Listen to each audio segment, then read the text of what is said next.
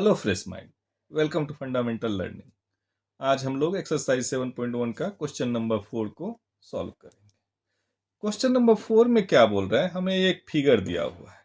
इस फिगर में हमें कंडीशन दिया हुआ है कि L line L is parallel to line M, यानी कि ये लाइन इसके पैरेलल है। दूसरा कंडीशन दिया हुआ है कि पी लाइन और क्यू लाइन भी आपस में पैरेलल, यानी कि ये लाइन और ये लाइन भी पैरेलल है। ये दो कंडीशन हमें दे दिया हुआ है, तो हमें बोल रहा है कि प्रूव करें। फिर एक ये लाइन खींच दिया है और बोल रहा है कि प्रूव करें कि triangle A B C is congruent to triangle C D A. इसको यदि हम प्रूव करेंगे तो हमें उस 5 क्राइटेरिया में से कोई एक क्राइटेरिया लाना पड़ेगा। उसमें से एक क्राइटेरिया तो हमारा ऐसे ही निकल गया, आरएचएस वाला, क्योंकि इसमें हमारे पास कोई सा भी राइट एंगल नहीं है। अब बाकी बच गए 4 क्राइटेरिया। 4 क्राइटेरिया में से हम देखेंगे कि कौन सा क्राइटेरिया इस दोनों ट्रायंगल में आपस में फुलफिल कर रहे हैं, जिससे कि ये हम कॉन्ग्रुएंट प्रूव कर पाए। ठीक है, हमें दिया हुआ है केवल दो चीजें कि line L is parallel to line M and line P is parallel to line Q. तो हम यदि दो पैरेलल लाइंस के प्रॉपर्टीज को जानते होंगे तो हम ये क्या जानते हैं, इसको कौन सा एंगल बोलते हैं। यदि हम मान लें कि P and Q is parallel, तो इसको हम कौन सा एंगल बोलते हैं, याद करिए, कौन सा एंगल बोलते हैं इसको? Alternate interior angle.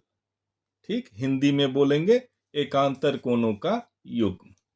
ठीक है, अब यदि हमने P और Q को पैरेलल लिया तो हमें मिल गया कि this angle will be equal to this angle.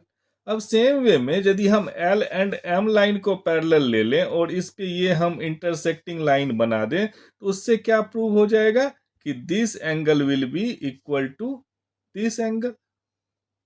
ठीक है, तो अब हमने क्या देख लिया कि दो ट्रायंगल, यानी कि ट्रायंगल ए बी सी और दूसरा ट्रायंगल सी डी ए में ये दो एंगल, ये एंगल और ये एंगल, ये एंगल और ये एंगल के बराबर हैं। और तीसरा ये एक लाइन जो है, ये बेस, ये कॉमन है।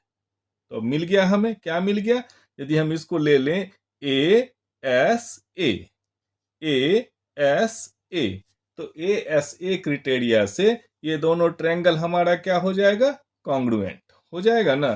तो इसको हम ऐसे लिख सकते हैं,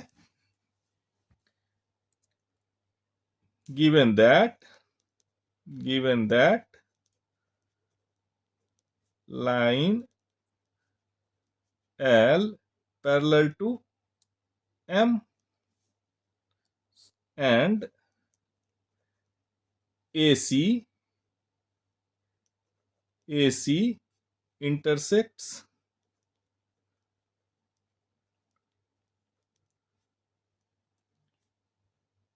both, so एंगल 1 मान लेते हैं, तब तक इसको हम एंगल 1 और इसका भी हम मान लेते हैं ये एंगल 2।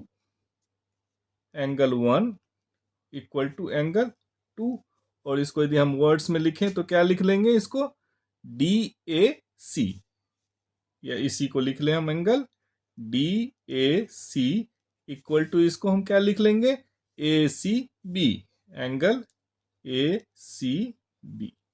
ठीक है, ये हो गया। दूसरा क्या है हमारा, यदि हम now we take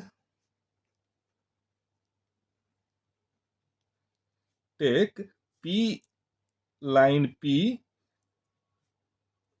parallel to Q and AC intersects it,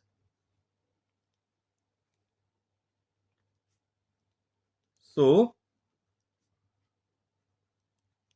we find what, this angle, यानी कि angle BAC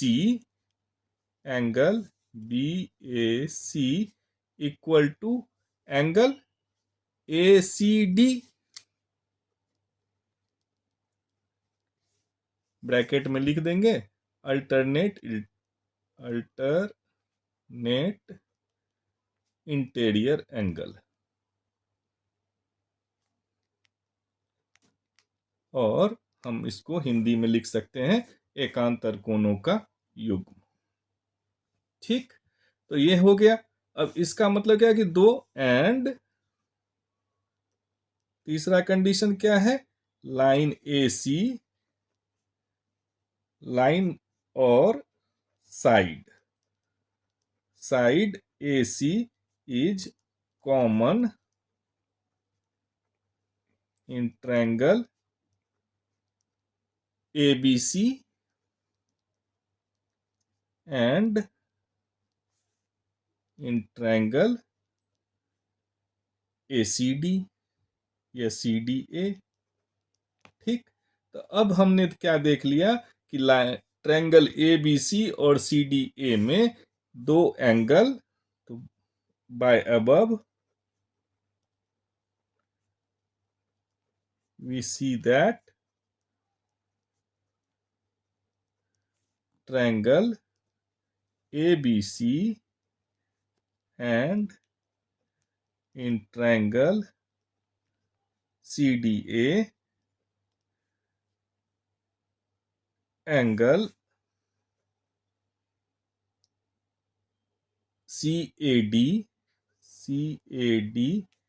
equal to angle ACB। First, second, triangle BAC equal to angle ACD।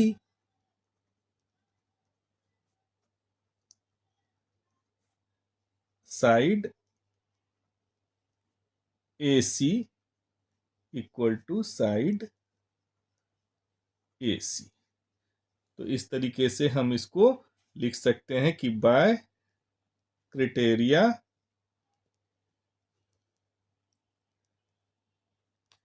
ASA triangle ABC is congruent to triangle CDA। Thank you.